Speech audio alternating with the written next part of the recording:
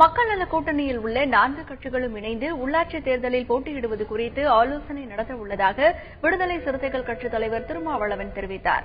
தமாக மற்றும் தேமுதிக கட்சிகள் தனித்து போட்டியிடுவதால் எந்த பாதிப்பும் இல்லை என அவர் குறிப்பிட்டார். இதுகுறித்து தந்தி டிவிக்கு திருமாவளவன் அளித்த சிறப்பு பேட்டியை பார்க்கலாம். தேமுதிகவும் தமாகவும் மக்கள் நல கூட்டணியோடு தொகுதி உடன்பாடு வைத்துக் கொண்டது.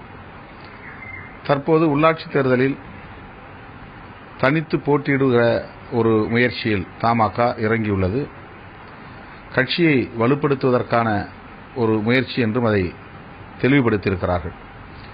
ஆகவே தனித்து முடிவெடுப்பதற்கு தமிழ் மாநில காங்கிரஸ் கட்சிக்கும் சரி தேமுதிகவுக்கும் சரி சுதந்திரமான உரிமை உண்டு.